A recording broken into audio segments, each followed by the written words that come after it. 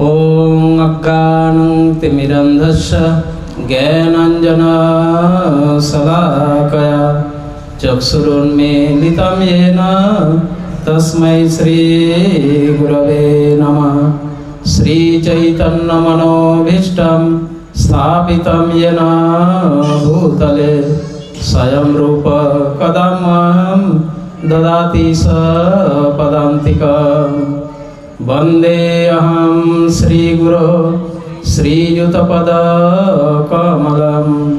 श्रीगुरून् वैष्णवांश्च श्रीरूपं साग्रजातं सहगणा रघुनाथान्वितं तं सजीवं स्वाद्वैतं सावधूतं परिजनसहितं कृष्णचैतन्यदेवं श्रीराधाकृष्णपादान् सहगणललिता श्रीविशाखान्वितांश्च नमामि विष्णुपदाय कृष्णप्रेष्ठाय भूतले श्रीमते भक्तिवेदान्त स्वामिनिति नामिने।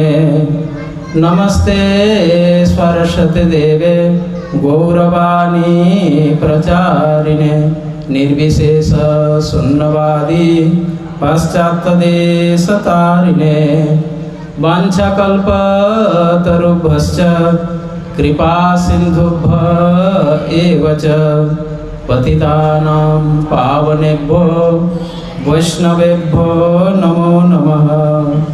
जय श्री कृष्ण चैतन्य प्रभु नित्यानंद श्री अद्वैत गदाधर श्रीवासादि गौर भक्त वृंद। हरे कृष्णा कृष्णा कृष्णा हरे हरे, हरे राम राम राम हरे हरे। हरे कृष्णा।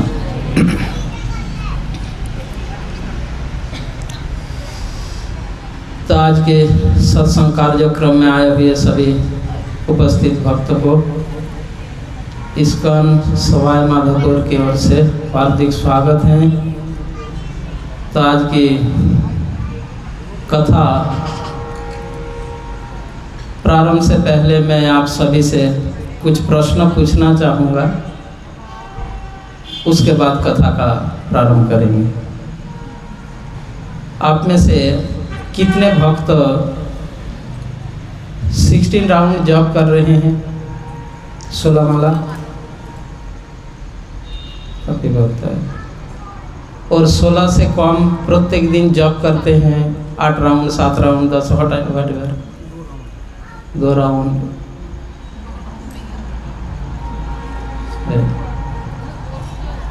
और बाकी लोग जो कभी कभार जॉब करते हैं, हर रोज नहीं करते, ऐसे कोई कभी कभार करते हैं, ठीक है।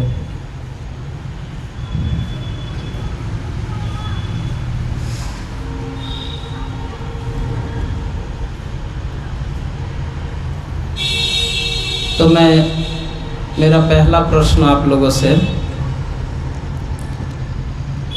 एक दो व्यक्ति से प्रश्न सभी के लिए है, उत्तर मैं एक दो व्यक्ति से सुनूंगा, सभी से नहीं सुनूंगा, क्योंकि कुछ सुनेंगे सभी से तो उसी में रात बीत जाएगा, है ना। हमें भगवान की भक्ति क्यों करना है, या हम भगवान की भक्ति क्यों करें, एक प्रश्न। हम भगवान की भक्ति क्यों करें? जो लोग 16 माला जप करते हैं, हाथ उठाया, उनमें से किसी से उत्तर सुनना चाहता हूँ, कौन बताएंगे?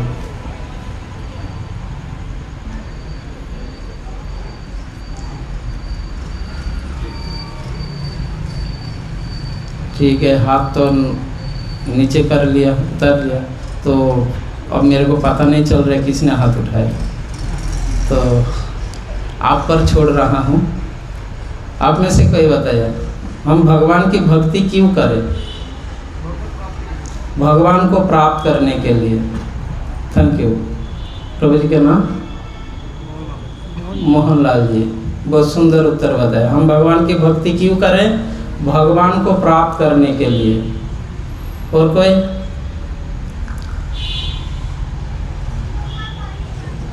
सामने बैठे हुए प्रभु बताएंगे हम भगवान की भक्ति क्यों करें, या आप क्यों कर रहे हैं? हाँ,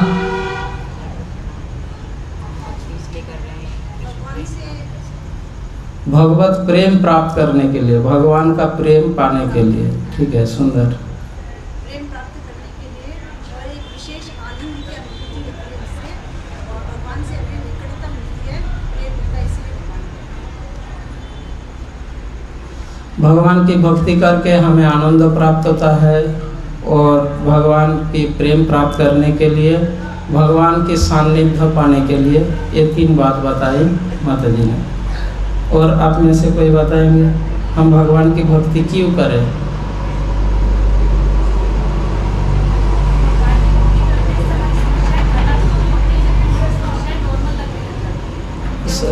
आवाज के कारण सुन नहीं पाया, सॉरी।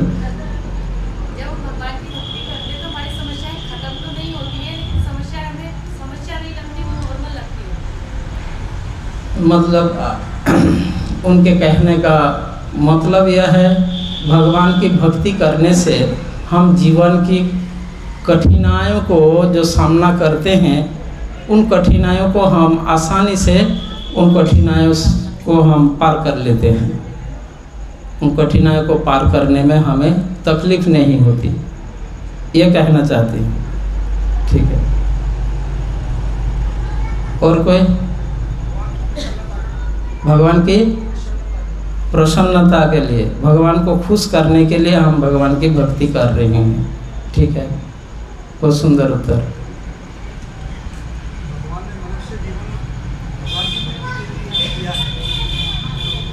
हमारे मनुष्य शरीर में जन्म हुआ भगवान की भक्ति करने के लिए, यानी यह हमारा स्वाभाविकी स्वभाव है, जन्म सिद्ध स्वभाव है भगवान की भक्ति करना। बहुत सुंदर उत्तर।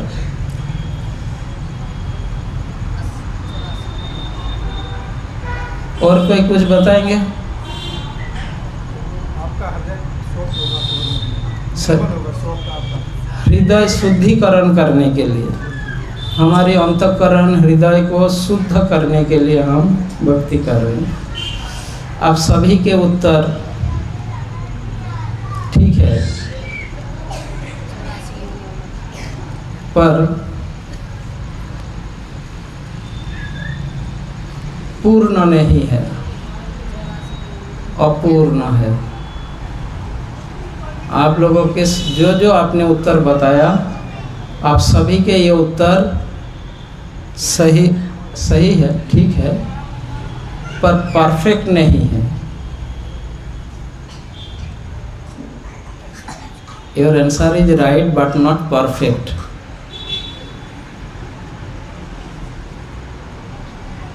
तो परफेक्ट आंसर क्या है, आप लोग सुनना चाहते हैं? कौन कौन सुनना चाहते हैं? सभी। चलो,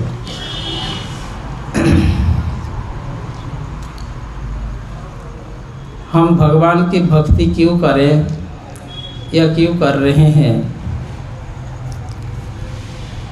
अगर हम इसमें मान लीजिए हम किसी किसान को पूछे आप खेती क्यों कर रहे हैं? आप में से कोई किसान है? कोई नहीं। कोई विद्यार्थी है? बहुत से विद्यार्थी हैं। एक बार दोबारा हाथ उठाइए, विद्यार्थी। हाँ, आप क्या स्टडी कर रहे हैं? 11th। 12 क्लास के ऊपर कोई विद्यार्थी है? हाँ, उधर है। क्या स्टडी कर रहे हैं? MSc geology, geology. जूलॉजी। तो आप मास्टर डिग्री क्यों कर रहे हैं? आप मास्टर डिग्री का अध्ययन स्टडी क्यों कर रहे हैं? लेक्चरर बनने के लिए। आपके पास एक और हाथ उठाए थे। हाँ, आप क्या स्टडी कर रहे हैं?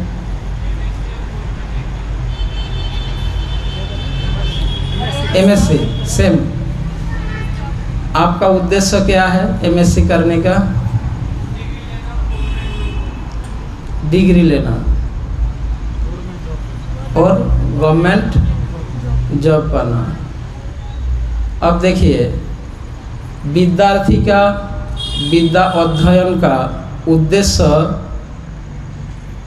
अभी हमारे सामने उन्होंने कहा कि उनको अच्छा जॉब चाहिए और उसके लिए डिग्री पाना आवश्यक है।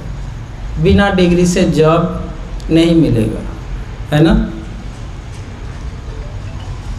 आपने जो कहा वही सेम आपका answer, your answer is right but not perfect. एक विद्यार्थी का अध्ययन का उद्देश्य क्या होना चाहिए?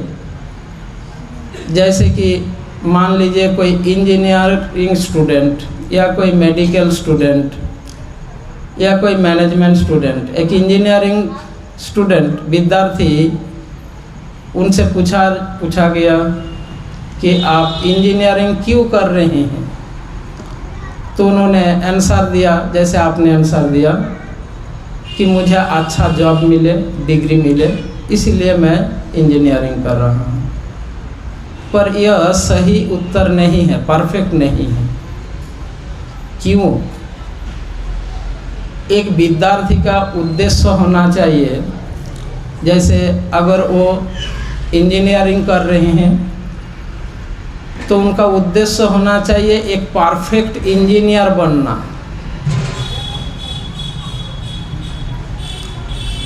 हाँ या ना? अगर वो विद्यार्थी एक परफेक्ट इंजीनियर बनेगा तो वो जो चाहता है वो स्वतः ही पूर्ण होगा। अगर वो अध्ययन करके इंजीनियर नहीं बन पाया, डिग्री तो आज के दिन में कैसे भी मिल जाएगा आपको, पर अगर योग्य न बने तो उनका इच्छा कभी पूरा नहीं हो पाएगा। एक मेडिकल स्टूडेंट का उद्देश्य होना चाहिए वो एक अच्छा डॉक्टर बने, तो उनका वो जो चाहते हैं उनका वो इच्छाएं स्वतः ही पूरा होंगे। यस और नो? पर अध्ययन करके वो अच्छा डॉक्टर ही नहीं बन पाया, रिश्वत देकर सर्टिफिकेट लिया और मरीजों को मारते गया, तो क्या होगा? हाँ, ठीक उसी प्रकार हम भगवान की भक्ति क्यों करें? बताओ, क्यों करना चाहिए? एक अच्छा भक्त बनने के लिए। अगर हम अच्छा भक्त, परफेक्ट भक्त बनेंगे तो आप लोग जो कहा वो स्वतः ही होगा। और भक्ति करके यदि भक्त नहीं बन पाया तो वो इच्छाएं पूरा होगा क्या?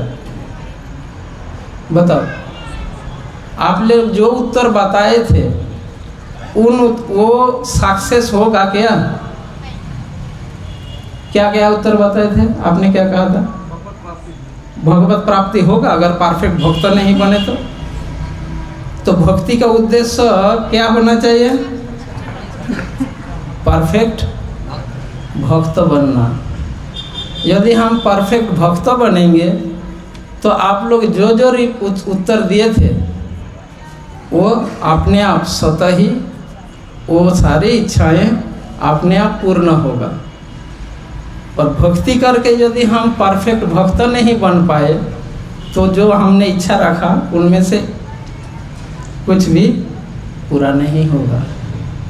तो हमारा भक्ति का उद्देश्य क्या? एक अच्छा भक्त बनना। अब हम अच्छा भक्त कैसे बने? एक अच्छा भक्त, परफेक्ट भक्त किसे कहा जाता है,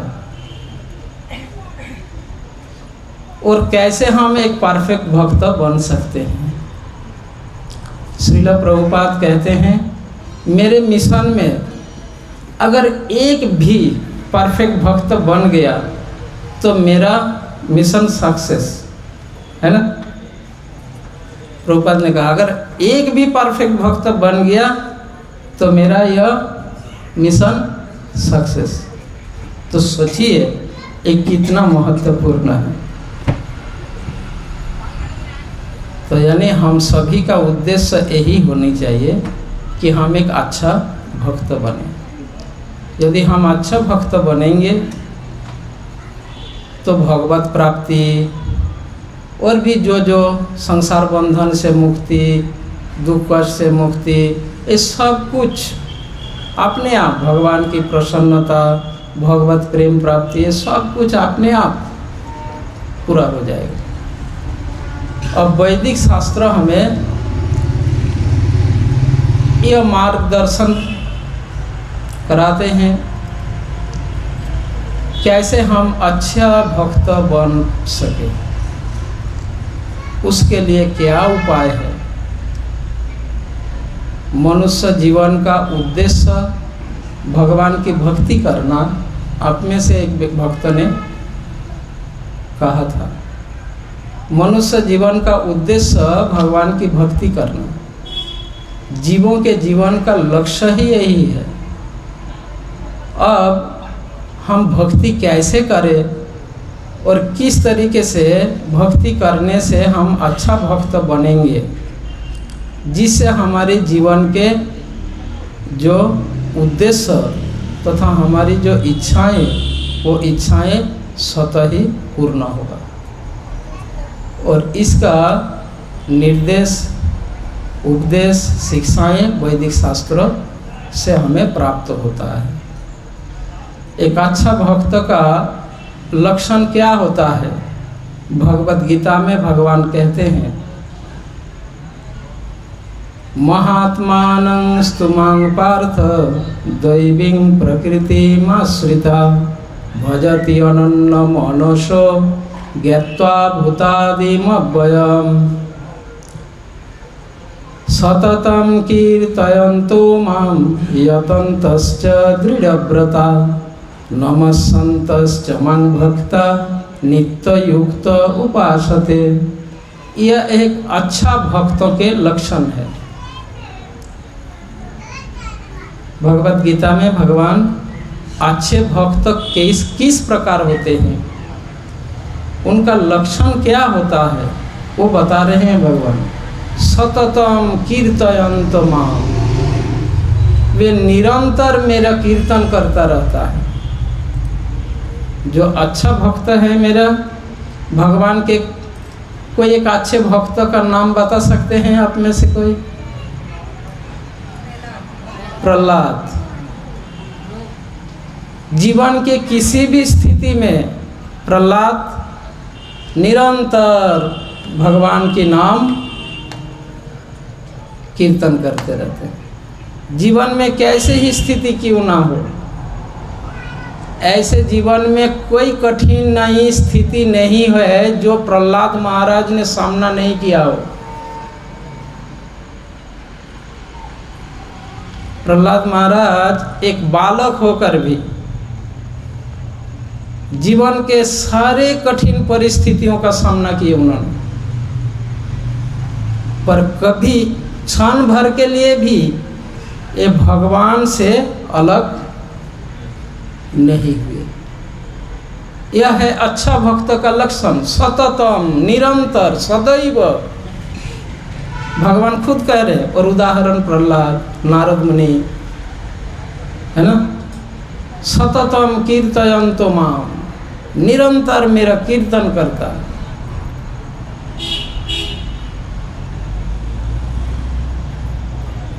खाते, सोते, बैठते, चलते फिरते सदैव भगवान के दिव्य नामों का कीर्तन भगवान ने कहा गीता में, सततम कीर्तयन्तो माम, माम मतलब मेरी कीर्तन करता है। भगवान की कीर्तन मतलब भगवान के नाम, उनके रूप, उनके गुण, उनके कार्यकलापों का कीर्तन, श्रवण कीर्तन, ठीक है। सततम कीर्तयन्तो माम यतन्तश्च दृढ़व्रता, और दृढ़ता के साथ, दृढ़व्रत होकर, यानी उदासीन भाव से नहीं, दृढ़व्रत होकर कीर्तन करते हैं। कभी कभी हम कीर्तन करते हैं, सततम तो नहीं करते, कभी कभी करते हैं। 24 घंटे में कितना, 1 घंटा 2 घंटे, वो भी उदासीन होकर, आलस्य के साथ, विविध प्रकार भाव से, दृढ़ता से मुझे नहीं लगता हम कितने समय करते। पर भगवान ने कहा अच्छा भक्त होना है, सततम कीर्तन और दृढ़ता, दृढ़ भाव से, यतन्तश्च प्रयत्नशील होकर, दृढ़व्रत होकर। तो उस श्लोक में भगवान ने अच्छे भक्त का लक्षणों का वर्णन किया। तो एक अच्छे भक्त बनने के लिए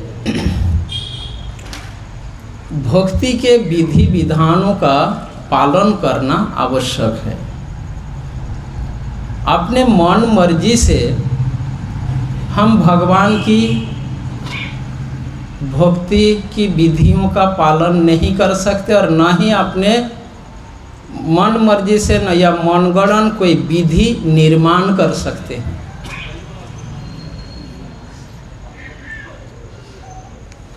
भगवान की भक्ति करने के लिए हमें शास्त्र के निर्देश के अनुसार करना होगा। केवल भक्ति ही नहीं, इस संसार में, जीवन में हमें क्या करना चाहिए, क्या नहीं करना चाहिए, इसके निर्णय कौन देगा, कौन देते हैं, बताइए। हमें क्या करना चाहिए, क्या नहीं करना चाहिए, इसका निर्णय कौन देगा, कौन देते हैं? शास्त्र देंगे, शास्त्र देते हैं। भगवान श्री कृष्ण भगवद गीता में इस बात का उल्लेख किए हैं 16वें अध्याय में, तस्मात् शास्त्र प्रमाणन्ते कार्य अकार्य विधानतो। तस्मात् शास्त्र प्रमाणन्ते कार्य अकार्य विधानतो। कार्य क्या करना चाहिए, अकार्य क्या नहीं करना चाहिए, इसका विधान, निर्णय कौन देगा? शास्त्र। तस्मात् शास्त्र प्रमाणन्ते, शास्त्र ही इसकी प्रमाण है, इसके आधार है। शास्त्र जो निर्देश देते हैं वही हमें करना है, परंतु हम शास्त्र के विरुद्ध कर्म करते हैं, अथवा शास्त्र का परवाह नहीं किए, न करते हुए अपने मर्जी से करते हैं। और ऐसे कार्य करने वालों के लिए भगवान ने कहा, उसके अगले श्लोक में भगवान ने कहा, यह शास्त्र विधिम उत्सृज्य वर्तते काम कारत न स सिद्धिम अवाप्नोति न सुखम न परांगतिम। यह शास्त्र विधिम उत्सृज्य, जो व्यक्ति शास्त्र के नियमों का उल्लंघन करता है, वर्तते काम कारत, वर्तते मतलब बर्ताव करता है, आचरण करता है। काम कारत, काम कारत मतलब अपने मर्जी तथा इच्छा के अनुसार। जो व्यक्ति शास्त्र के विधि नियमों का उल्लंघन करते हुए अपने मन मर्जी से कार्य करता है, उनके लिए भगवान कहते हैं न स सिद्धिम अवाप्नोति। सिद्धि मतलब सफलता, वो कभी सफलता को प्राप्त नहीं करेगा। अभी अभी हमने चर्चा किए, हमारा उद्देश्य क्या है? अच्छा भक्त बनना, तो इसमें हम सफलता तब तक प्राप्त नहीं करेंगे जब तक हम शास्त्र के विधि नियमों का पालन नहीं करेंगे। न सिद्धिम अवाप्नोति न सुखम न परांगतिम, न ही हमें सुख मिलेगा और न ही परम गति हम प्राप्त करेंगे। इसीलिए शास्त्र के विधियों का पालन करना अनिवार्य है। मानव जीवन के लिए ही शास्त्र, भगवान ने शास्त्र दिए मानव जीवन के लिए, मानव समाज के लिए। क्योंकि इस भौतिक संसार में मनुष्य शरीर में जन्म लाभ किया, ये अत्यंत सौभाग्य की बात है। और शास्त्र विधि नियम ये मानव मनुष्य के लिए, अन्य प्राणियों के लिए नहीं। मायाबद्ध जीवेर नहीं कृष्ण स्मृति ज्ञान, जीवेर कृपाय कृष्ण कैल वेद ओ पुराण। ये जो वेद पुराण आदि शास्त्र भगवान ने दिए किस लिए? मायाबद्ध जीवों को, माया द्वारा बंधे हुए जीवों को उद्धार करने के लिए। हम यद्यपि भगवान के शाश्वत अंश है, पर हम भगवान को विस्मृत हो गए। हमारी भगवान के साथ हमारा जो शाश्वत संबंध है, जो रिलेशन है, उसको हम भूल गए माया द्वारा बद्ध होने के कारण। अब वही स्मृति पुनः वापस लाने के लिए भगवान ने शास्त्र दिए। यदि हम उन शास्त्रों को अध्ययन करें और शास्त्र के निर्देशों का पालन करें तो हमारी वह स्मृति पुनः जागृत होगा। हमारा मेमोरी लॉस हो चुका है, करप्ट हो चुका है। कभी कभी आप लोग सेल फोन, कंप्यूटर यूज करते हैं ना, फ़ोन में मेमोरी कार्ड डालते हैं और वो मेमोरी कार्ड कभी कभी क्रैश हो जाता है, होता है या नहीं? ऐसे ही हमारी मेमोरी भी क्रैश हो गया, करप्ट हो गया। जो हमारी मेमोरी में भगवान ने डाले थे वो उसको दोबारा क्या करना होगा? रीइंस्टॉल करना है। अब रीइंस्टॉल कैसे होगा? कैसे रीइंस्टॉल होगा? इसका उपाय क्या है? वह है शास्त्र के विधि नियमों को पालन करने से। और यह कार्य किसी अन्य प्राणी के द्वारा संभव नहीं है, ये केवल मनुष्य जीवन में संभव है।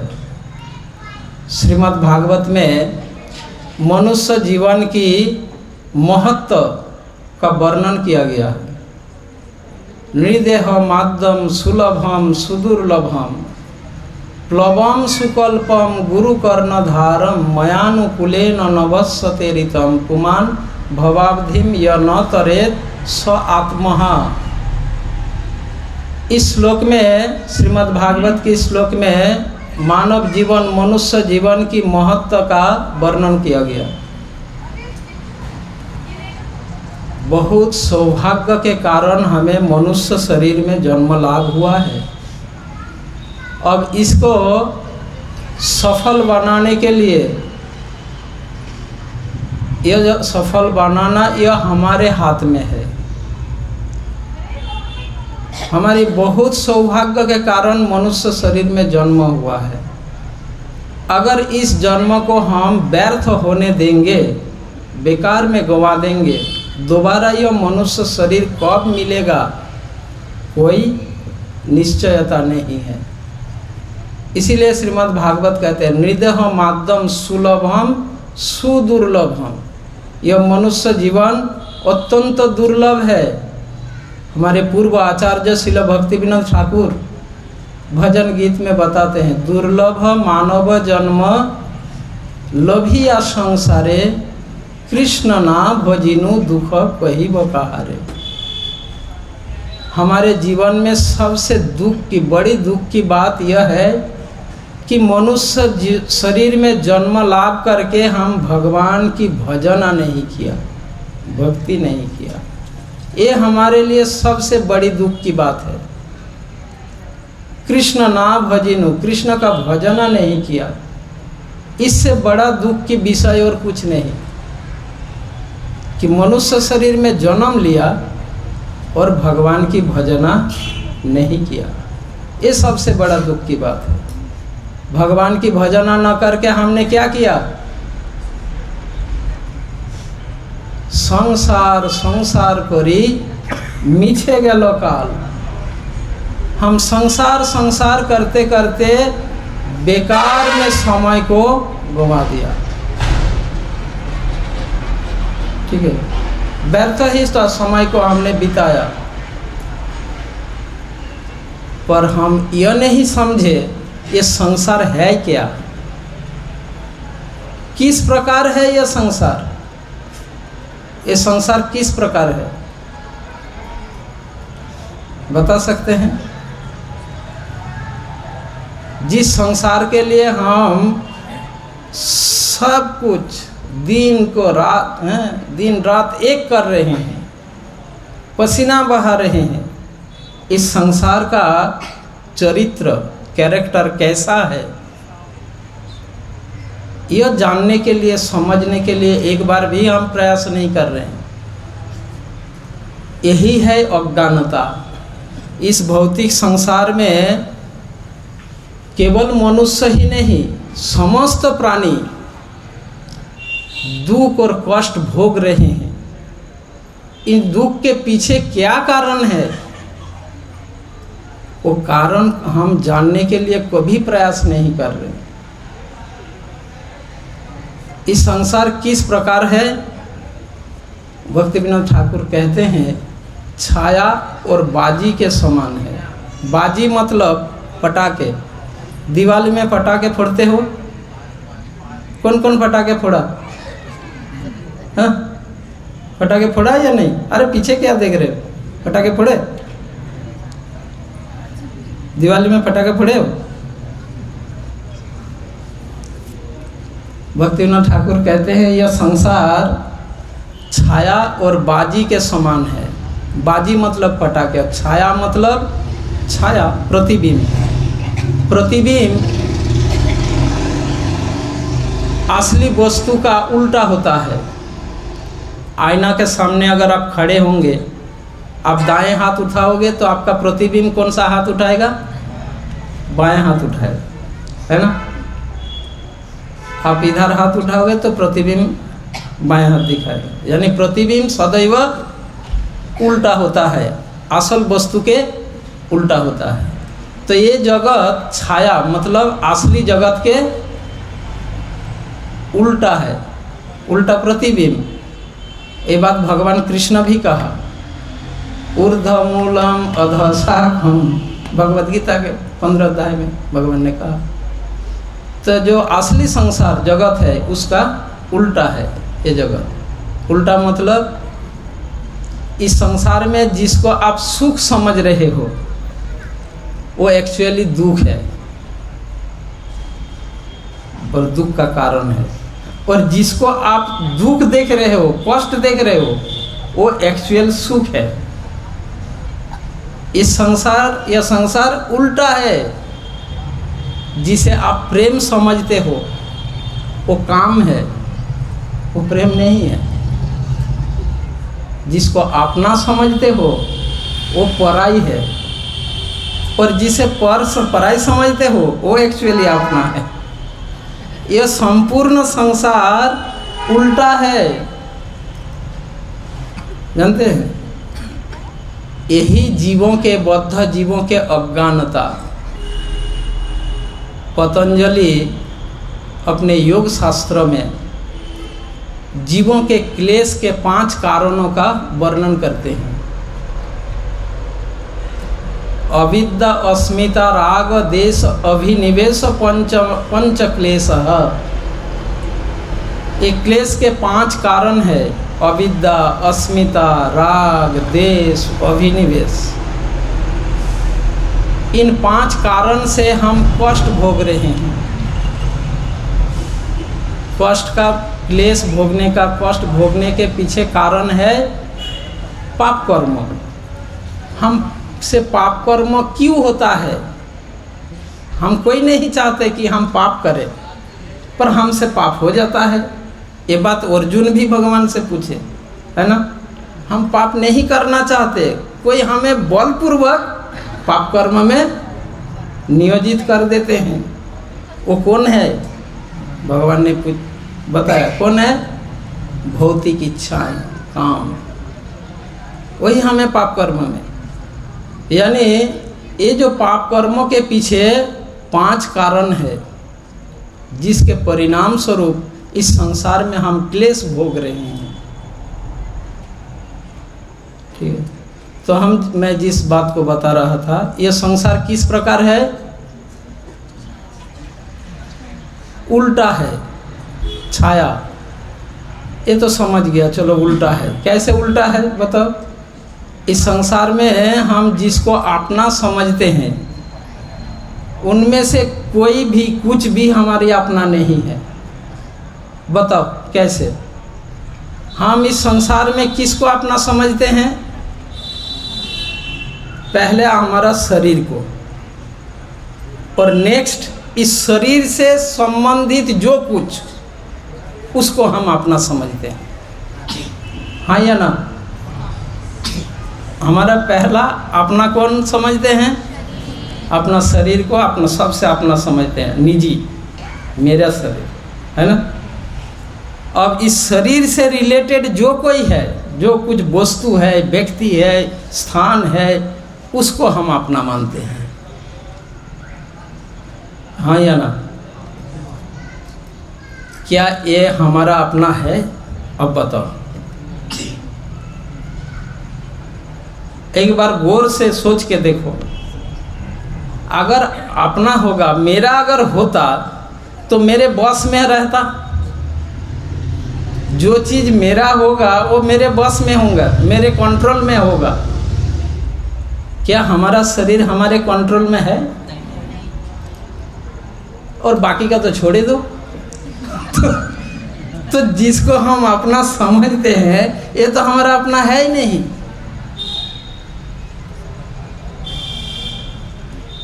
यही इस संसार की माया कहला जा रहा है। तो यही इस संसार में उल्टा है, जो हमारा अपना नहीं। जो सुख का विषय है उसमें हम दुख देखते हैं। हरि भजन, संसार के लोग इसको दुख के रूप में देखता है। अरे हरि भजन कैसे करे? वो सुबह 3 बजे उठना है ना? दुख देखते हैं उसमें संसार के लोग, सभी लोग, हम सभी।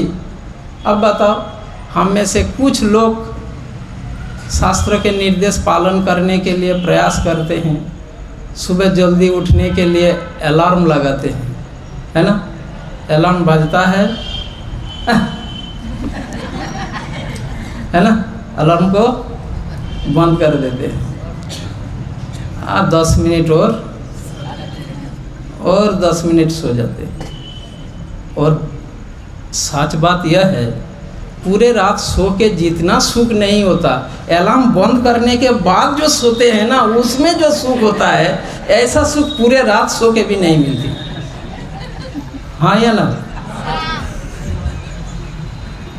अलार्म बंद करने के बाद वो जो 10, 20, 15 मिनट, आधा घंटा जो सोते हैं, उसमें जो सुख है, पूरे रात सो के भी इतना सुख नहीं है। क्यों?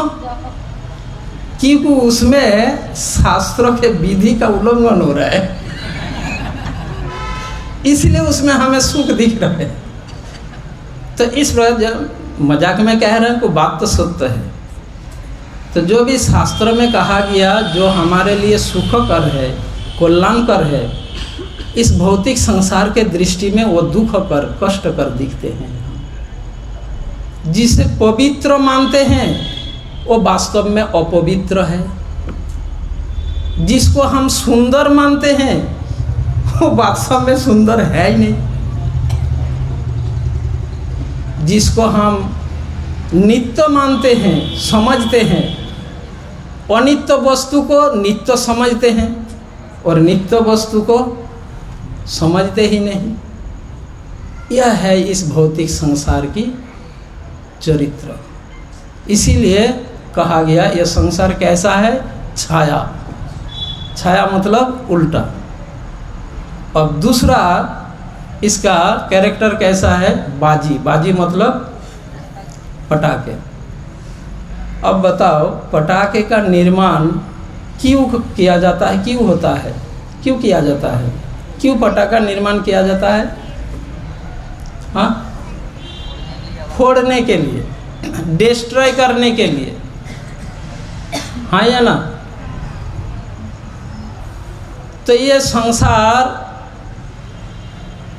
बाजी, प्राय बाजी के समान, यानी पटाखे के समान। पटाखे का निर्माण किस लिए हुआ? फोड़ने के लिए, नष्ट करने के लिए। तो यह संसार भी नष्ट करने के लिए ही भगवान ने बनाया, ये शाश्वत नहीं है। तो इस संसार में जब कुछ नष्ट होता है, डिस्ट्रॉय होता है, तो हम शोक करते हैं, दुखी हो जाते हैं। ये तो बहुत ही नासमझी बात है। मानो हम इतना मूर्ख है, एक बच्चा भी उतना नासमझ नहीं है जितना हम नासमझ है। पटाखे जब फोड़ते हैं, अगर पटाखे नहीं अच्छा से नहीं फोड़ा, आवाज़ नहीं हुई, तो दुख होता है या खुश होते हैं? तो पटाखे खरीद के लाया और पटाखे आवाज़ नहीं हुआ, तो आपके मन में खुश होता है या दुख होता है? दुख होता है। और दुकानदार को गाली देते हो, हाँ या ना? पर जब अच्छा से आवाज़ करके फोड़ता है तो कितना मज़ा आता है, कितना सुख होता है ना? अगर कोई व्यक्ति पटाखे फोड़ने से दुखी होता हो, ऐसा देखा आपने?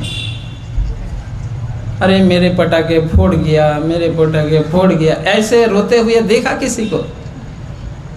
बल्कि आनंद, मजा और खुश होते देखा। पर हमें यह बताया जा रहा है यह संसार अनित्य है, जो कुछ भी है एक दिन न एक दिन नष्ट होगा।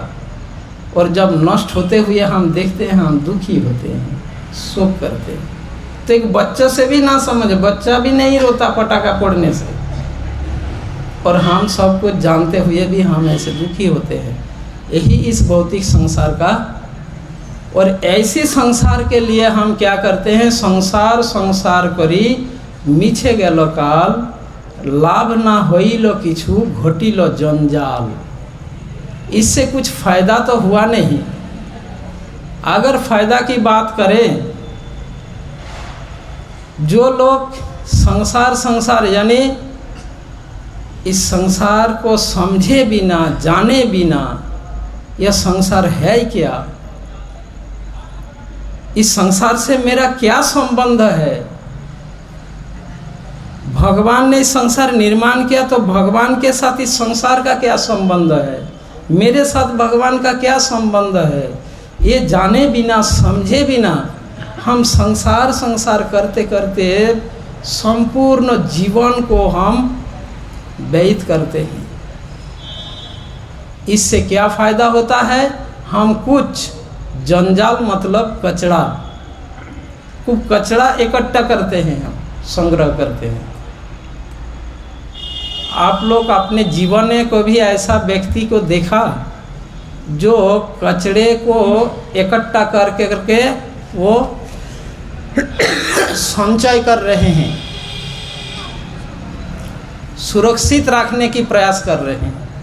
आप लोग कचरा क्या करते हो? घर को झाड़ू लगा के साफ करके कचरा को क्या करते हो?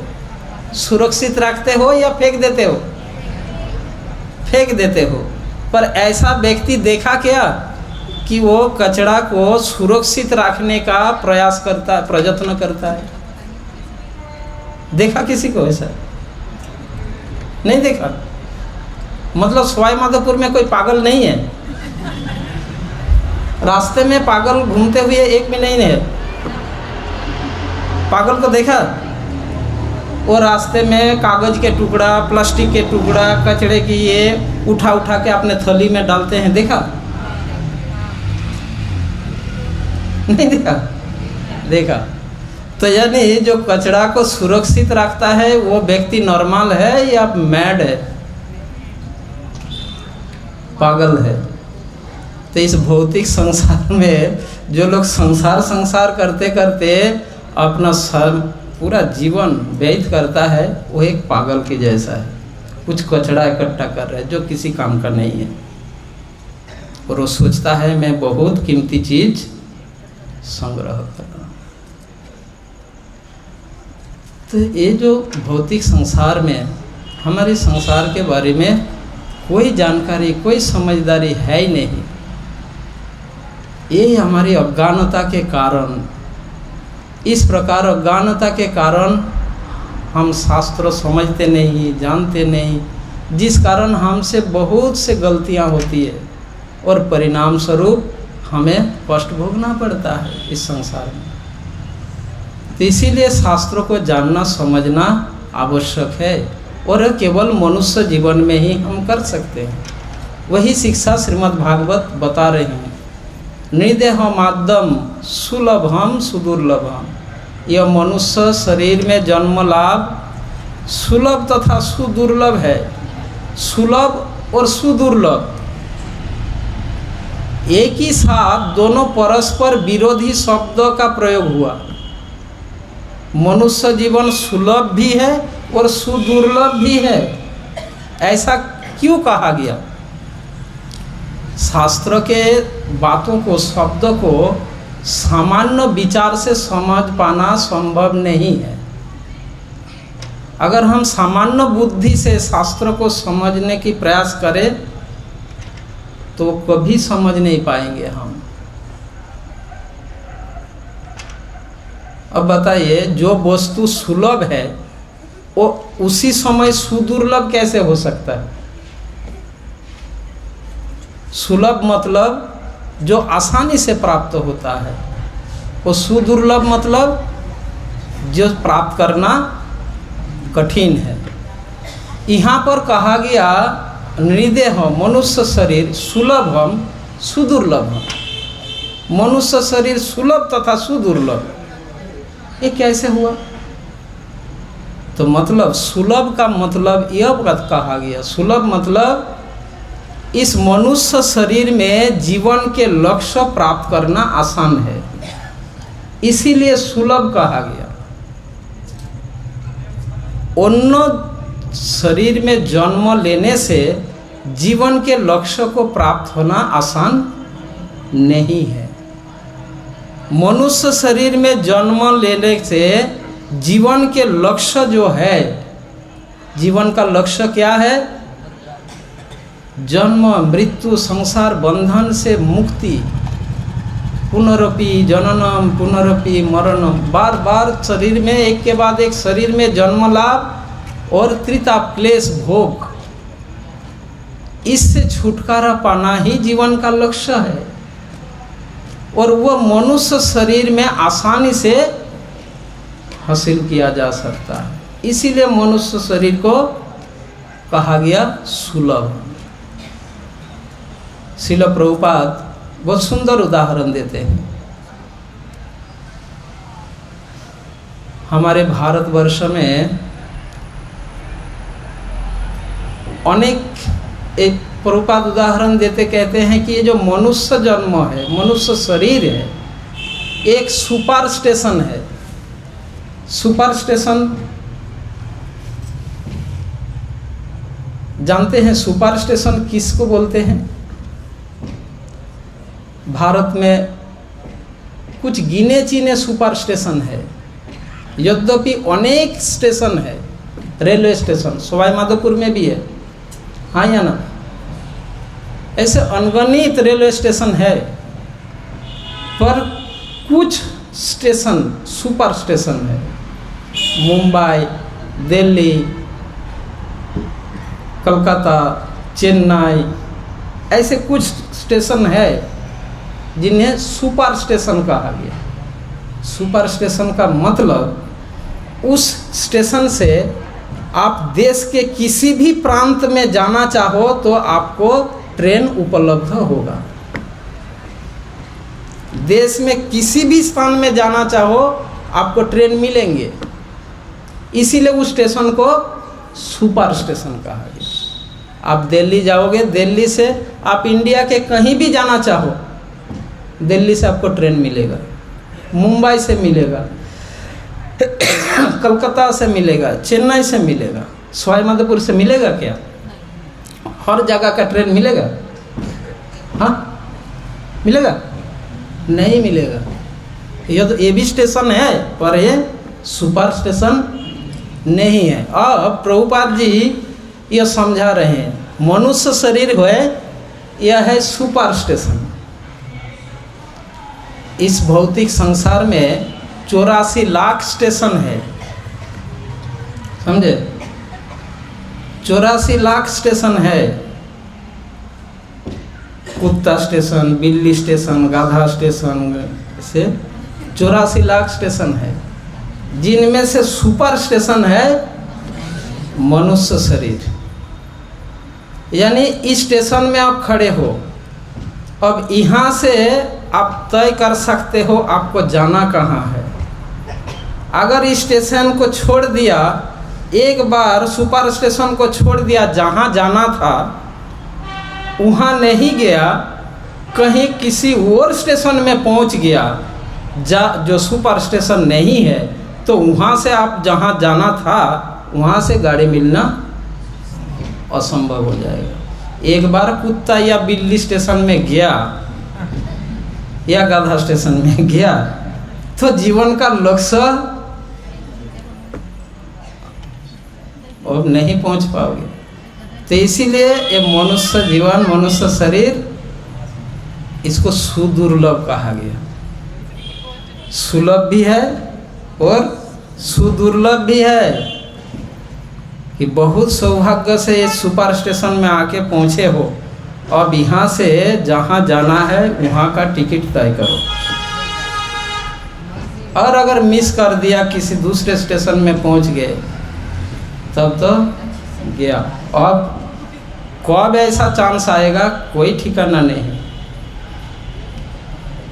तो नृदेह माध्यम सुलभम सुदुर्लभम प्लवम सुकल्पम। इस मनुष्य शरीर को प्लवम मतलब नाव के साथ तुलना किया गया। नाव, आप सभी राजस्थान से हैं, फिर भी नाव का एक्सपीरियंस तो उतना नहीं होगा, कुछ कुछ लोगों का हो सकता है, पर नाव देखा होगा। बोट नाव कौन कौन देखा है?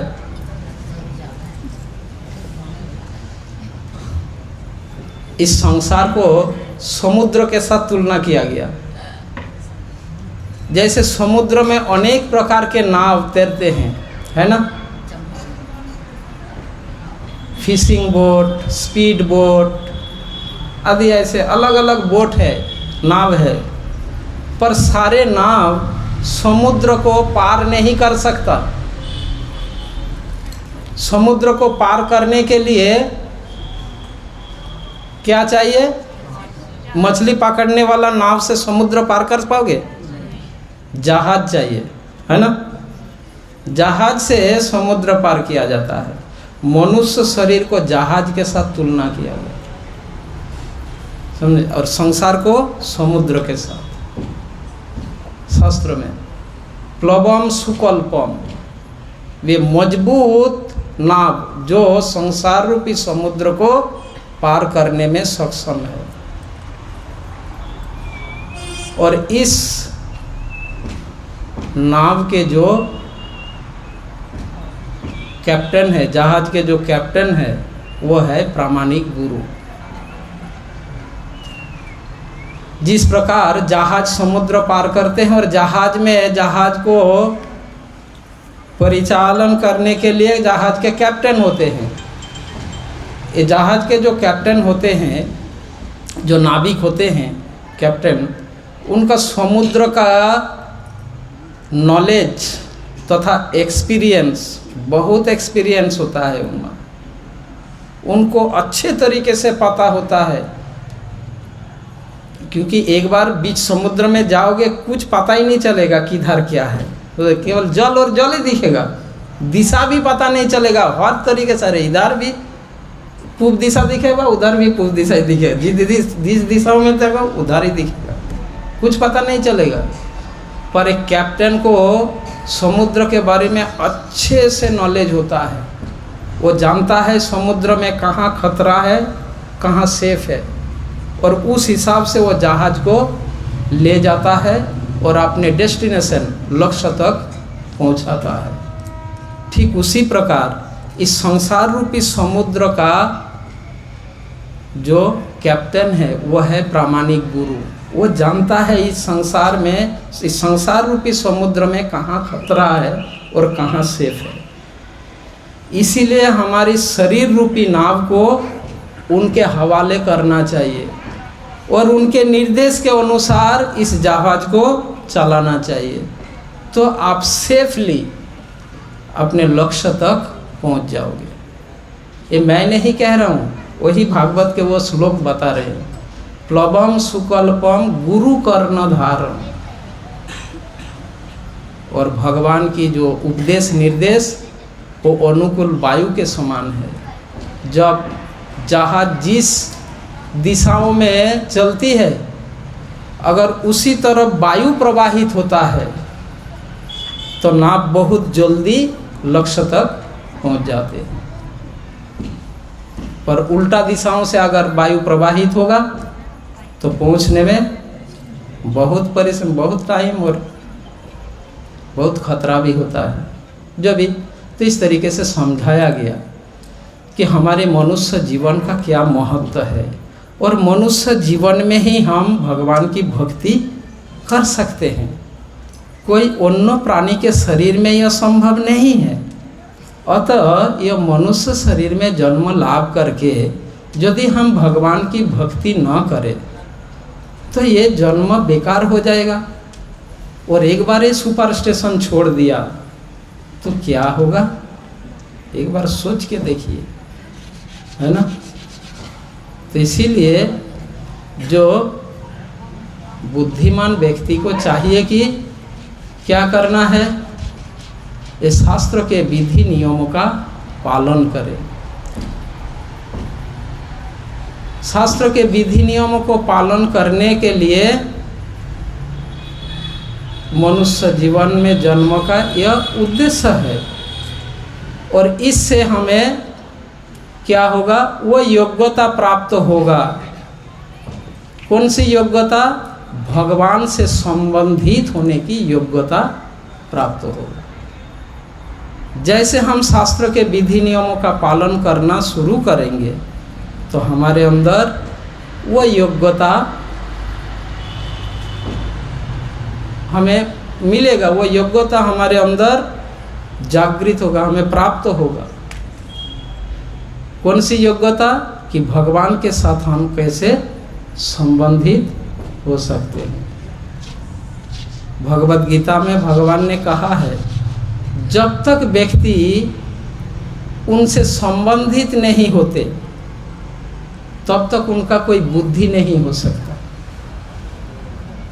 नास्ति बुद्धि अयुक्तस्य न च अयुक्तस्य भावना न च अभावयत शांति अशांतस्य कुत सुखम।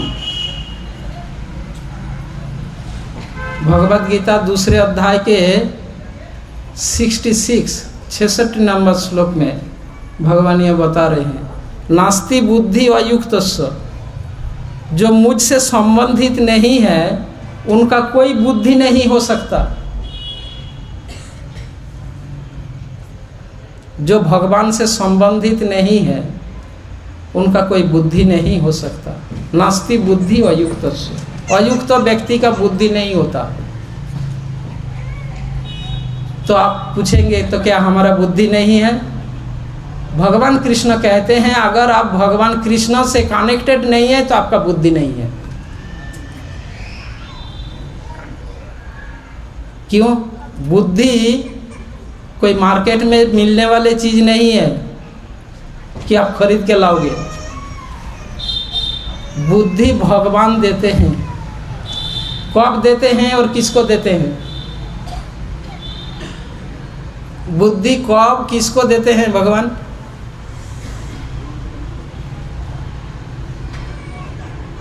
तेषां सतत युक्तानां भजतां प्रीतिपूर्वकं ददामि बुद्धि योगं तं येन माम उपयान्ति ते। ये बताया, तेषाम उन लोगों को मैं बुद्धि देता हूँ। किसको? सतत युक्तानां, जो मुझसे सतत कनेक्टेड है। तेषाम सतत युक्तानां, जो मुझसे निरंतर कनेक्टेड है, संबंधित है। ददामि बुद्धि योगं, तो मैं उनको बुद्धि देता हूँ।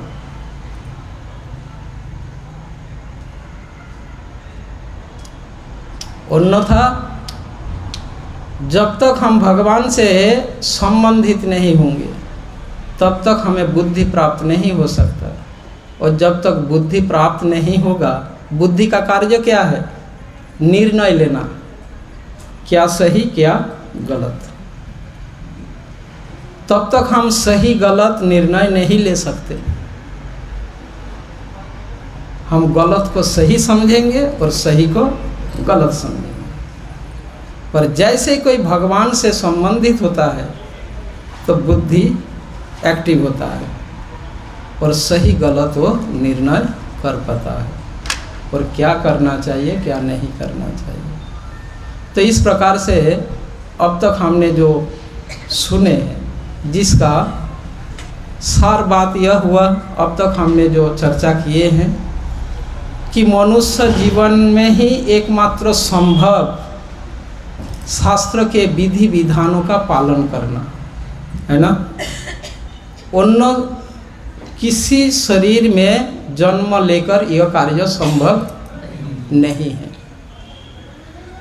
अतः अब हमें मनुष्य शरीर में जन्म लाभ हुआ है। भारत भूमिते मनुष्य जन्म हईल जार, जन्म सार्थक करी कर परोपकार। जन्म सार्थक, जीवन को सफल बनाओ। एक तो मनुष्य शरीर में, वो भी भारत भूमि में। भारत भूमि में मनुष्य जन्म बहुत दुर्लभ, बहुत सौभाग्य के कारण होता है। अन्य स्थानों में मनुष्य जन्म जानवर का जीवन, पशु जीवन की भांति, जिनके जीवन में कोई संस्कार ही नहीं है। पशु जीवन और उन जीवन में कोई फर्क नहीं है। पर कम से कम भारत भूमि में जन्म हुआ तो हर व्यक्ति में कुछ ना कुछ तो संस्कार होता ही है। इसीलिए भारत भूमि में हाँ, कुछ कम्युनिटी, कुछ समाज है जहाँ अच्छा संस्कार है, कुछ समाज में उतना अच्छा नहीं है, पर कुछ ना कुछ तो संस्कार तो है ही। पश्चिमी देशों की तरह नहीं है पशु की भांति जीवन जीना, ऐसा तो भारत भूमि में नहीं है। तो इसीलिए चैतन्य महाप्रभु ने कहा, भारत भूमि ते मनुष्य जन्म हईल जार, जन्म सार्थक करे। जन्म को सफल बनाने का अच्छा अवसर है। और पर उपकार, पर शब्द का दो अर्थ। पर मतलब श्रेष्ठ, श्रेष्ठ उपकार करो। सबसे श्रेष्ठ उपकार क्या है? जीवन के लक्ष्य को प्राप्त करना। और पर उपकार, दूसरों का उपकार करो, दूसरों को भी वह श्रेष्ठ उपकार दिलाने में सहायक करो। एक भारत भूमि में मनुष्य जन्म का यही सार्थकता है। तो इसलिए ये मनुष्य जीवन की सार्थक बनाने के लिए हमें क्या करना होगा? शास्त्र के विधि नियम के अनुसार हमें कार्य करना होगा। और इस प्रकार शास्त्र के विधि नियम जब से हम पालन करना शुरू करेंगे तो हमारे हृदय शुद्ध होते जाएगा। और जैसे जैसे हृदय शुद्ध होगा हमारे अंदर वो योग्यता आएंगे। कौन सी योग्यता? भगवान से संबंधित होने का। और जब भगवान से संबंधित होंगे तभी हमारी जीवन का जो वास्तविक लक्ष्य वो हम प्राप्त कर पाएंगे। तो भगवान से संबंधित होने के लिए शास्त्रों अनेक उपाय वर्णन किए हैं। विशेष रूप से इस कलियुग में भगवत गीता में भगवान बहुत सुंदर शिक्षा दिए हैं। भगवान से संबंधित होने के लिए जो भक्ति की विधियों का वर्णन है, 64 विधियां हैं, 64 प्रकार के विधियां हैं, जिनमें से 5 मुख्य विधियां हैं। उन 5 मुख्य विधियों को पालन करना अनिवार्य होता है। ठीक है। भगवान चैतन्य महाप्रभु कहते हैं, भजनेर मध्य श्रेष्ठ नवविधा भक्ति, कृष्ण प्रेम कृष्ण दिते धरे महाशक्ति, तार मध्य सर्वश्रेष्ठ नाम संकीर्तन, निरपराधे नाम लैले पाए प्रेम धन। जितने प्रकार के भजन है उनमें से नवदा भक्ति की विधि, भजन विधि सर्वश्रेष्ठ है। नवदा भक्ति क्या है? श्रवण, कीर्तन, स्मरण, वंदन, अर्चन आदि, ये जो नवदा भक्ति। और इनमें से सबसे श्रेष्ठ है भगवान के दिव्य नामों का कीर्तन। तार मध्य सर्वश्रेष्ठ नाम संकीर्तन, भगवान के दिव्य नामों का कीर्तन। हरे कृष्णा कृष्ण कृष्ण हरे हरे, हरे राम राम राम हरे हरे। भगवान के यह दिव्य नाम, और भगवान अभिन्न है, और भगवान से संबंधित होने का इस कलियुग के मनुष्य के लिए ये सर्वश्रेष्ठ विधि है। श्रीमद् भागवत भी इस बात की पुष्टि करते हैं। सुखदेव गोस्वामी जी बताते हैं, कृष्ण वर्णम तिस्वा कृष्णम सांग पांगस्त पार्षदम, यज्ञ संकीर्तनई प्रायोई यजंती ही सुमेधस। इस कलियुग में उसी व्यक्ति को बुद्धिमान माने जाएंगे। कौन सी व्यक्ति को? जो युग धर्म हरिनाम संकीर्तन के द्वारा भगवान की आराधना करेंगे। यज्ञ संकीर्तन प्रायोई यजंती, जो आराधना करेंगे, सुमेधस, वही सुबुद्धिमान कहा जाएगा। यह श्रीमद् भागवत में सुखदेव गोस्वामी जी बता रहे हैं। क्योंकि कलियुग का युग धर्म क्या है? भगवान के दिव्य नामों का कीर्तन।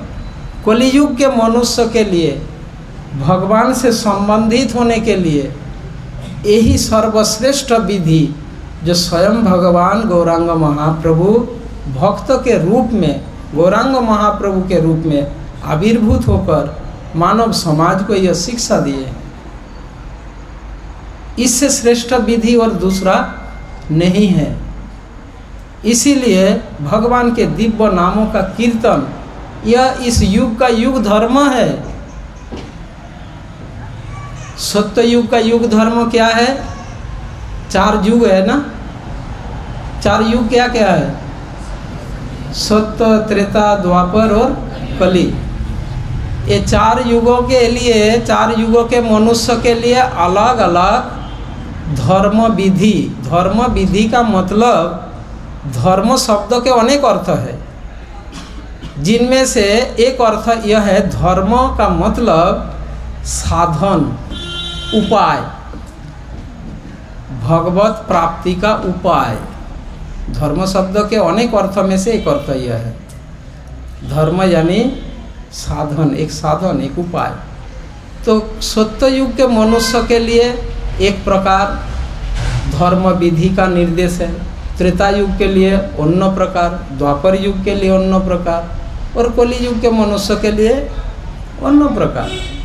ऐसा क्यों? सत्ययुग के मनुष्य की योग्यताएं, सामर्थ्य, शक्ति कलियुग के मनुष्य से भिन्न है। सत्ययुग के मनुष्य 1,00,000 वर्ष आयु होता था। हमारी आयु कितनी है? हाँ, शास्त्र के अनुसार 100 वर्ष।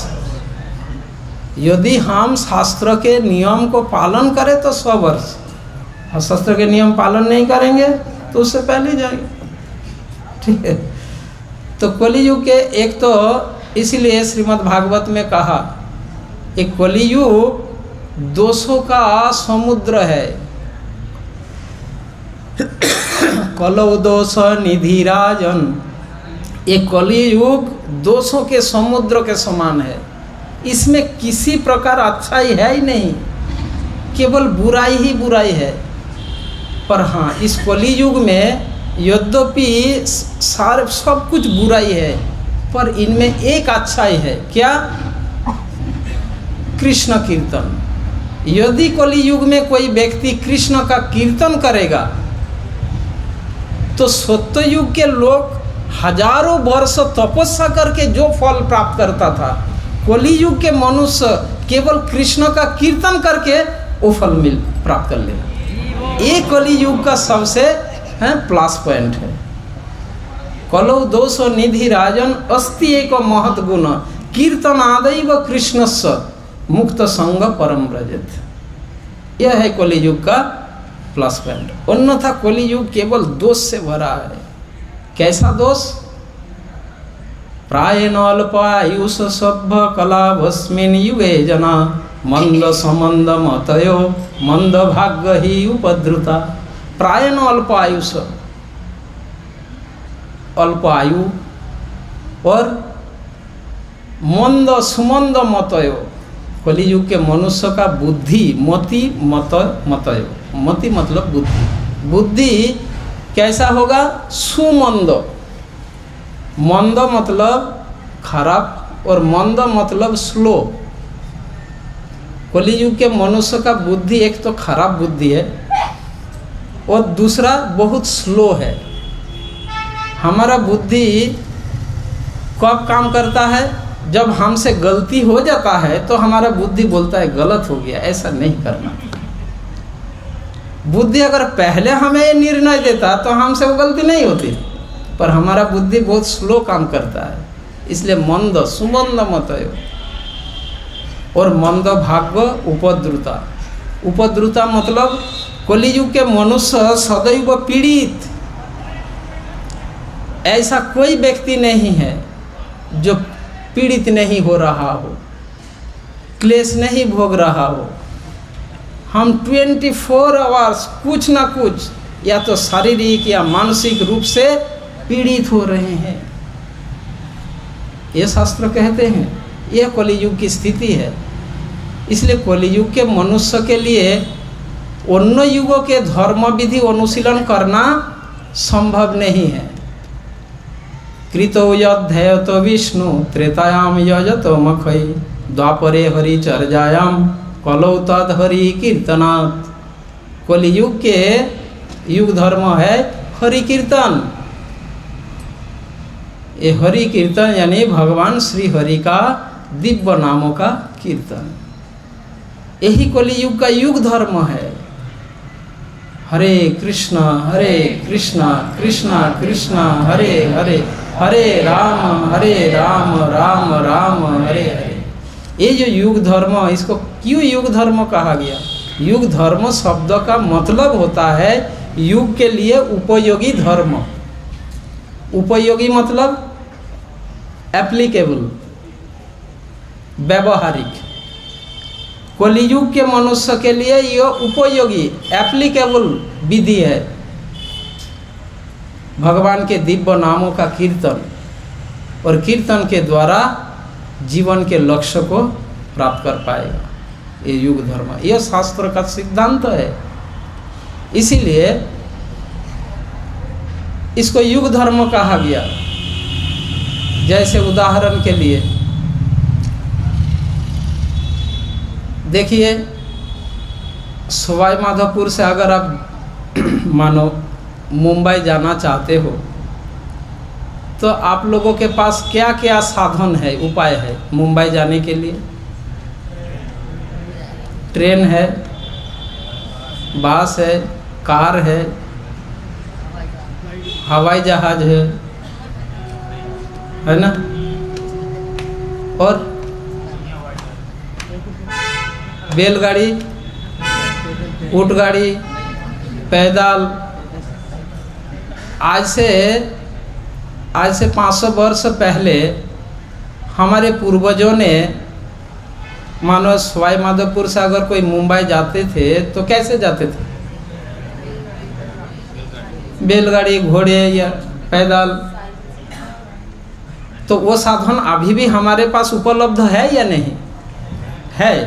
पर आज के दिन में आप में से कोई उसका उपयोग लोगे क्या? क्यों नहीं लोगे?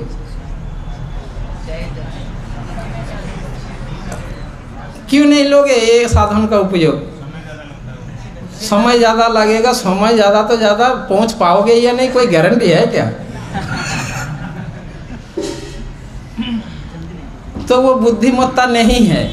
आज के दिन में अगर यहाँ से कोई जयपुर जाना चाहो, हमारे दादा परदादा यहाँ से जयपुर पैदल ही जाते थे। आज के दिन में कोई पैदल जाने के लिए सोचेगा क्या? सोचेगा भी नहीं। अगर कोई ऐसा तर्क देता है कि मेरे दादा परदादा पैदल जाया करता था, मैं भी पैदल ही जाऊंगा, तो महामूर्ख कहलाएगा, है ना। ठीक उसी प्रकार इस कली युग में शास्त्र कहते हैं हरे कृष्ण महामंत्र भगवान के दिव्य नाम ही युग धर्म है। और कोई व्यक्ति कहते हैं नहीं, हम तो हमारी वो तो पूर्वजों ने ये किया है, क्या गणेश जी की पूजा करते आ रहे हैं, हम तो हरे कृष्ण हमारे पूर्वज जी कभी नहीं किया, तो हम तो गणेश जी की पूजा करेंगे। हम तो ये किया, हमने तो मेडिटेशन किया, हमने तो वो किया। अरे वाह, वो सब था पूर्वजों लोगों के लिए, पर कलियुग के मनुष्य के लिए शास्त्र ये सिद्धांत दे रहे हैं, तो उसको हमें फॉलो करना, यही बुद्धिमत्ता होगा। पर ये ना कह करके अगर कोई ऐसे तर्क देता है कि हमारे पूर्वजों ने ऐसे किया तो हम भी ऐसे करेंगे, यह मूर्खता होगा। इसलिए हमें युग धर्म को स्वीकारना चाहिए। इसके साथ साथ योद्धव शास्त्र यह कहते हैं कि यही हमारे जीवन लक्ष्य प्राप्ति के सर्वश्रेष्ठ उपाय है। पर हमारी इंद्रियां, हमारा मन, हमारा शरीर कुछ भी हमारे नियंत्रण में नहीं है, संयत नहीं है। हमारा मन संयमित नहीं है, बुद्धि संयमित नहीं है, इंद्रियां संयमित नहीं है, कुछ भी हमारे नियंत्रण संयमित नहीं है। तो हम 24 घंटे इस विधि का उपयोग लेने में सक्षम नहीं हैं। इसके लिए हम कैसे भगवान से 24 घंटे हम भगवान से कैसे संबंधित हो पाएंगे? इसके लिए क्या उपाय बताया गया? इसके लिए शास्त्र यह बताते हैं, यदि हम कृष्ण कर्म में हम अपने शरीर, मन, बुद्धि को नियोजित रखें तो हम आसानी से भगवान से संबंधित रह सकते हैं। कृष्ण कर्म का अर्थ, हम जो कुछ कर्म करते हैं वो कृष्ण की प्रसन्नता के लिए करें। भगवद गीता के 12 अध्याय में भगवान स्टेप बाय स्टेप वर्णन करते हैं। ये तु कर्माणि सर्वाणि मयि संन्यस्य मत्पराः अनन्येनैव योगेन माम ध्येयन्त उपासते। जो व्यक्ति समस्त कर्म मुझ में अर्पित करता है, तेषामहं समुद्धर्ता मृत्यु संसार सागरात् भवामि न चिरात् पार्थ मय्यावेशित चेतसाम्। यह भगवान का है। जो व्यक्ति अपने सारे कार्यकलाप मुझ में अर्पित करता है, इसका मतलब हुआ जो व्यक्ति सब कुछ केवल मात्र कृष्ण के प्रसन्नता के लिए, कृष्ण के लिए कार्य करते हैं, सारे कार्य उनमें अर्पित करने का अर्थ यही है। वो जो कुछ करते हैं कृष्ण के लिए करते हैं। यहाँ तक कि वो सांस लेते हैं तो भी कृष्ण के लिए ही सांस लेते हैं।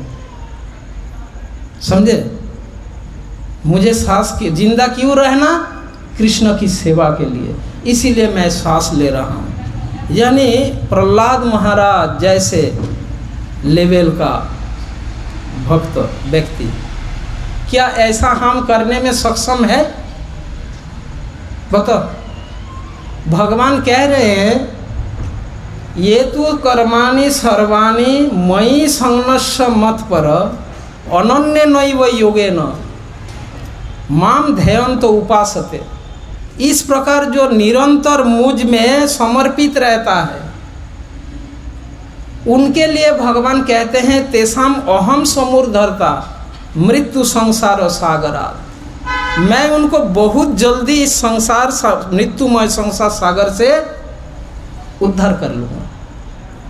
क्या यह योग्यता हम में से किसी में है?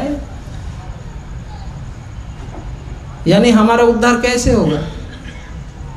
वही बात बताया, 24 घंटा हम हरे कृष्ण महामंत्र कीर्तन कर पाएंगे क्या प्रहलाद महाराज की तरह? तो हमारे लिए भगवान क्या उपाय बताया, ये तो हमारे लिए संभव नहीं है। अब भगवान उसके आगे कहते हैं अगर तुम ऐसा करने में सक्षम नहीं हो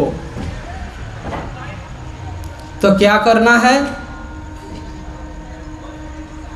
तुम यदि अगर ऐसा कर नहीं सकते हो, 24 घंटे मुझ में समर्पित नहीं रह सकते हो, तो क्या करना है? भक्ति की विधि विधानों का पालन करो, भक्ति के नियमों का पालन करो। तो आप कहेंगे भक्ति के नियम जैसे वो कर रहे हैं, मैं कर रहा हूँ, उन नियमों का पालन क्या एक भी करना सभी के लिए संभव है क्या? नहीं।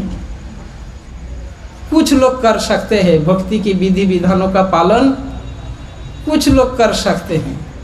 जो लोग दीक्षा लिए हैं प्रामाणिक गुरु से, वो कर रहे हैं, करने का प्रयास कर रहे हैं।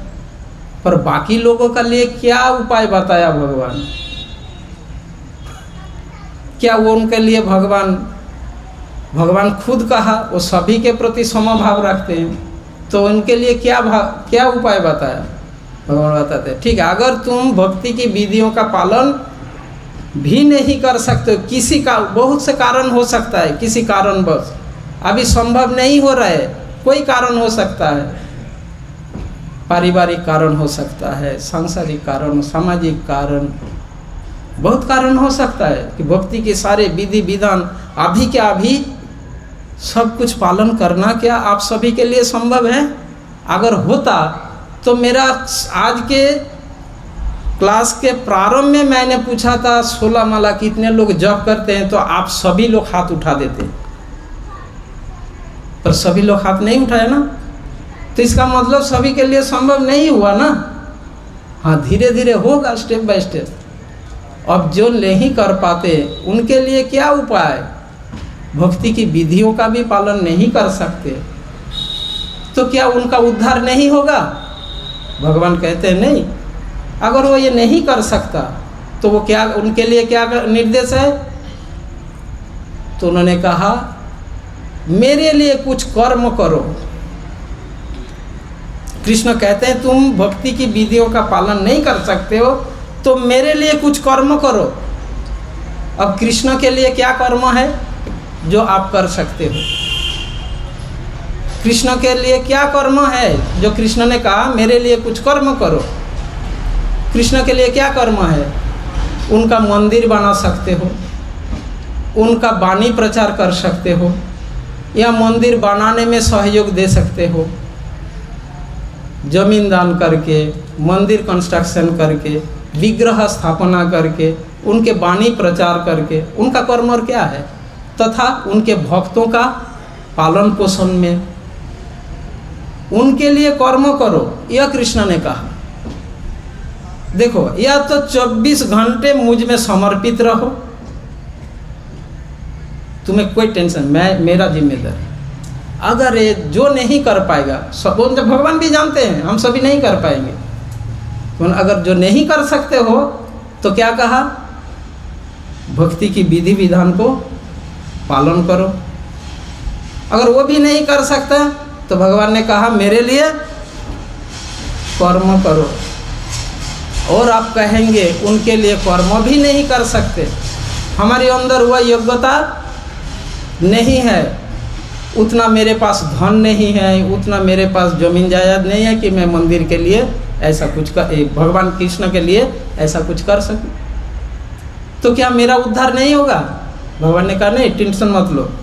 अगर मेरे लिए कर्म नहीं कर सकते हो, तुम जो कर्म कर रहे हो उन कर्मों का फल मुझे दो,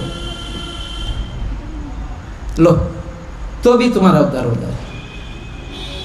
मतलब इसका हुआ, भगवान ने यह कहा आप जो कर्म कर रहे हैं उन कर्मों के फल, कर्म का फल क्या, कर्म का जो भी आप अर्जन कर रहे हैं वो धन, वो कर्म का फल कृष्ण के सेवा के लिए कुछ अर्पित करो।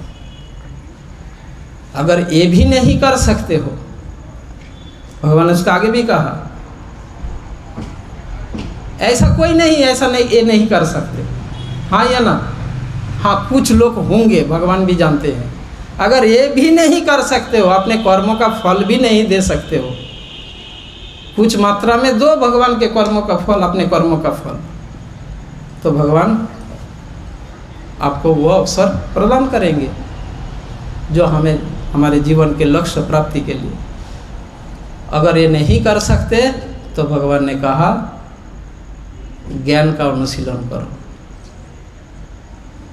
मेरे बारे में जानो, ज्ञान का अनुशीलन करो, भक्त संग करो, साधु संग करो, फिर धीरे धीरे हो जाए। ये उपाय बताया। अब बताओ, हम जिस लेवल, जो हर व्यक्ति जो जिस लेवल में है, जिस स्तर पर है, जिस धरातल में है, हर किसी के लिए भगवान ने उनसे कनेक्ट होने के लिए उपाय दिए हैं। ऐसा कहीं नहीं कह सकते कि भगवान केवल उन लोगों के लिए है जो घर परिवार संसार छोड़ के केवल भगवान में नहीं। भगवान गीता में पूरा स्पष्ट रूप से बताया, हर किसी के लिए भगवान से कनेक्ट होने के लिए उन्होंने हर किसी के लिए उपाय दिए हैं। अब हम जो जिस धरातल के हैं, जिस सिचुएशन में है, उसी सिचुएशन में रहकर हम कृष्ण से संबंधित हो सकते हैं, और यही हमारा उद्देश्य है। इसीलिए आज आपके ये सवाई माधोपुर में जो इस्कॉन का प्रचार केंद्र यहाँ पर हम प्रयास कर रहे हैं, इस प्रचार केंद्र से कृष्ण भावनामृत के प्रचार कार्यों का, यह सवाई माधोपुर के लोगों के लिए यह अवसर दे रहे हैं श्रील प्रभुपाद भगवान चैतन्य महाप्रभु कि आप जिस स्थान पर हो, जिस सिचुएशन में हो, उसी सिचुएशन में आप भगवान कृष्ण से संबंधित होइए। ऐसा नहीं कहा जा रहा है कि आप घर परिवार बिजनेस नौकरी छोड़ के हाँ हमारी तरह हरे कृष्ण वाला बन जाओ, नहीं, कृष्ण ऐसा नहीं कहा। आप जहाँ हो, जिस स्थान पर हो, वहीं से आप कृष्ण से संबंधित होइए, और वही उपाय भगवान ने बताया। और श्रील प्रभुपाद इतना अच्छा सिस्टम दिया है, उन सिस्टम में अगर कोई आ जाए तो हर कोई किसी ना किसी प्रकार से वो कृष्ण से संबंधित हो जाएगी। और एक बार कृष्ण से संबंधित हो गए तो कृष्ण उन्हें कभी नहीं छोड़ेगा। यह कृष्ण का कमिटमेंट है, वो उनका, उन्होंने वचन दिया है कृष्ण ने, एक बार अगर उनके शरण में कोई आए ओ न में भक्ता प्रणश्यति, मेरे भक्त का कभी विनाश नहीं होगा। एक बार कोई कृष्ण के शरण में आ जाए, उनके संबंध में उनसे संबंध बना ले, और यह संबंध बनाने के लिए हर लेवल के, हर जगह के, हर सिचुएशन के व्यक्ति के लिए भगवान ने यह उपाय दिए हैं।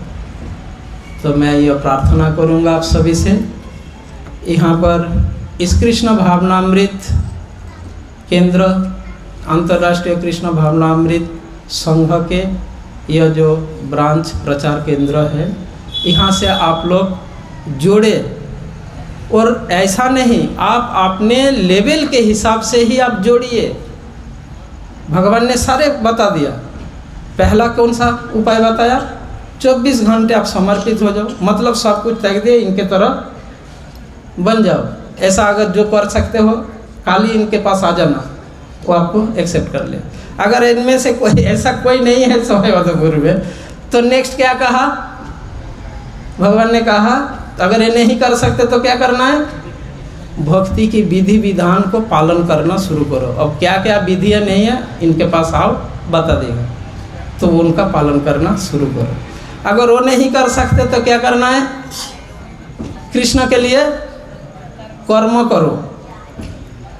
यहाँ पर देखो, यहाँ प्रचार केंद्र ये कृष्ण के लिए कर्म है। यहाँ पे एक आप अच्छा सेट बना सकते हो, जिससे अच्छा से प्रचार कार्य ये हो, ये कृष्ण का कर्म होगा कुछ भी तरीक़े से। अगर वो भी नहीं कर सकते हो, आप जो कर्म कर रहे हो उन कर्मों के फल से कृष्ण के सेवा के लिए दो। वो भी नहीं कर सकते हो, ज्ञान अनुशीलन करो, तो उसके लिए यानी ऑनलाइन क्लास अटेंड करो, ऑफलाइन आओ। पर जिनमें अब आप ये मत समझिए किसी में कृष्ण कर्म करने की योग्यता है, और वो अगर वो लास्ट वाला ऑप्शन सिलेक्ट करता है तो कृष्ण खुश नहीं होगा, समझे? देखो, भगवान हमारे हृदय में विराजमान है। वो जानते हैं मेरा योग्यता क्या है, सामर्थ्य क्या है। मान लो एक व्यक्ति किसी मालिक के अधीन कार्य करते हैं, वो मालिक जानता है कि उनमें कितना क्षमता है, मालिक जानता है। अगर वो अपने क्षमता के अनुसार कार्य नहीं करता तो क्या मालिक खुश होंगे? बताओ, खुश होंगे? आप में 10 किलो वजन उठाने की क्षमता है, आप 1 किलो लेके जा रहे हो, मालिक देखकर क्या करेगा? कामचोर कहीं के बोलेगा ना। ठीक उसी प्रकार अगर हम में से किसी में कृष्ण कर्म करने की योग्यता है और हम लास्ट वाला ऑप्शन चुनते हैं, ज्ञान अनुशीलन करते हैं, ज्ञान अनुशीलन करने की बाधा नहीं है, पर योग्यता जो है भगवान ने निर्देश दिया अपने अपने योग्यता के अनुसार भगवान से संबंधित होने की। ये योग्यता हमें भगवान से ही मिली है, भगवान ने हमें ऐसा अवसर दिए हैं, और तो उसको भगवान की सेवा में नियोजित करना है। ऐसा नहीं सोचना चाहिए कि चलो कोई ना कोई एक ऑप्शन ले लेते हैं, नहीं, उससे भगवान प्रसन्न नहीं होंगे। वो भी समझने की बात है ना। अगर ऐसा होता, भगवान ने कहा मुझे पत्ता फूल फल देने से ही मैं खुश हूँ, अरे इसका मतलब जो कुछ नहीं कर सकता कम से कम पत्ता फूल फल दे सकते हैं, पर जो भगवान को भोग अर्थात 56 भोग दे सकते हैं, वो पत्ता फूल फल क्यों देगा? पत्ता फूल फल के साथ 56 भोग भी देगा ना। पर वो न देकर अगर केवल पत्ता फूल फल दे तो क्या भगवान खुश होंगे? नहीं ना। इसीलिए तो इस संसार में जैसे हम देखते हैं बहुत से लोग जिनमें भगवान के लिए बहुत कुछ करने की सामर्थ्य है, क्षमता है, पर वो भगवान के लिए क्या करते हैं? नहीं, भगवान ने गीता में कहा पत्रं पुष्पं फलं तोयम। और तो भगवान के लिए 1 गिलास जल और तुलसी पत्ता और 2 क्या बोलते हैं वो मिश्री की दाने, ये भगवान के लिए, और 56 भोग मेरे लिए। ओम जय जगदीश हरे, तन मन धन सब कुछ तेरा, तेरा तुझको अर्पण क्या लगे मेरा।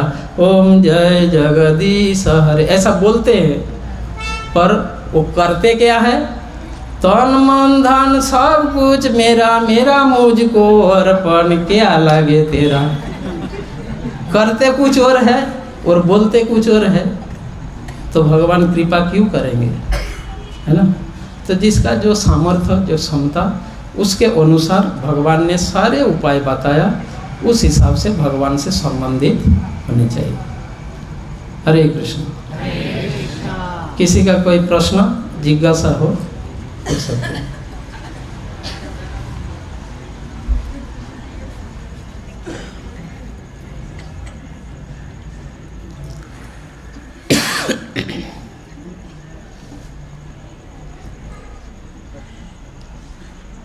कोई प्रश्न नहीं है, इसका मतलब या तो हम कुछ नहीं समझा या सब कुछ समझ गया। हाँ, कोई क्वेश्चन नहीं है, मतलब या तो सब कुछ समझ गया क्या करना है, और नहीं तो कुछ समझ में नहीं आया। तो इन दोनों में से कौन सा है? हाँ बोलिए। सभी काम करते हैं, तो यदि हम और किसी अन्य देवता की भी हम पूजा पाठ कर ले तो उसमें नुकसान क्या है? बहुत सुंदर प्रश्न। हम कृष्ण आराधना के साथ साथ यदि अन्य देवी देवताओं का भी आराधना करें तो उसमें हमारी नुकसान क्या है? कृष्ण आराधना के लिए पहले तो हमें यह स्पष्टीकरण होना चाहिए, आराधना और भजन और पूजा, इन शब्दों में क्या अंतर है यह जानना जरूरी है। पूजा शब्द का अर्थ रेस्पेक्ट करना, पूजा करना। आराधना या भजना का उद्देश्य उनकी सेवा करना। तो शुद्ध भक्त जो कृष्ण का शरण, केवल मात्र कृष्ण के शरण में अगर हमें जाना है तो कृष्ण भक्ति के, शुद्ध भक्ति अनुशीलन के लिए साथ साथ देवी देवताओं की आराधना करना हमारे लिए खतरा है, क्योंकि हमारा हृदय शुद्ध पवित्र नहीं है।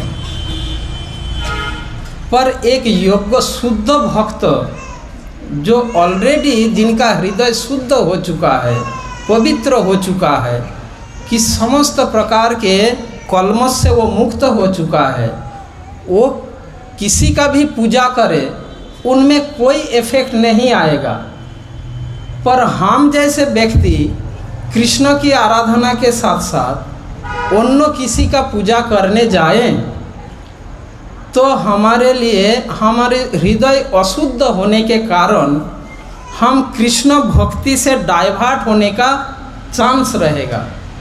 भगवत गीता में भगवान ने कहा ये देवी देवताओं के आराधना करने से हमें अनित्य, टेम्पोरारी सांसारिक फल बहुत जल्दी प्राप्त होता है। अंतवत्तु फलम तेषाम तद्भवति अल्पमेधसाम देवान देव यजो जानती मद्भक्ता जानती मामपि। तो यह जो लोग देवी देवताओं का आराधना करते हैं, पूजा करते हैं, वे अनित्य फल बहुत जल्दी प्राप्त कर लेते हैं। क्यों? क्यों? देवी देवताओं को प्रसन्न होने से उन्हें वो फल मिल जाता है। और हमारा हृदय अशुद्ध है, अभी शुद्ध नहीं हुआ। हम जैसे ही ऐसे सांसारिक सुख सुविधाएं जब हमें मिल जाएगा तब हमें कृष्ण पर प्राथमिकता, प्रायोरिटी, और उनमें यह प्रायोरिटी हमारा घट जाएगा। तो हम भगवान और देवी देवताओं का जो संबंध वो भी समझना है। देवी देवताओं का अपना तो कुछ है नहीं, भगवान से उन्हें प्राप्त होता है और वो अपने भक्तों को देते हैं। अब इससे क्या होगा, वो देवी देवताओं के प्रति अट्रैक्टेड हो जाएगा और कृष्ण को भूल जाएंगे। ये खतरा है हमारा।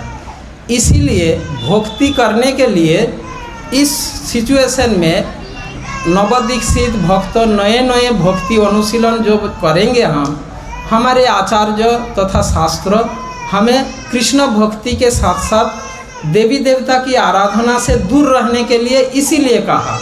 इसको एक भौतिक उदाहरण से मैं समझाने की प्रयास करता हूँ। जैसे कि आप लोग, हम सभी Hindi movie, English movie, Hindi movie, जो सिनेमा देखते हैं, देखे हैं, अभी ना देखते हो, देखे तो है मूवी। अब सभी बड़े बुजुर्ग बच्चों से आजकल तो नहीं कहते, पहले कहते थे अरे ये सब मत देखो, है ना। मूवी देखने के लिए मना करते थे। क्यों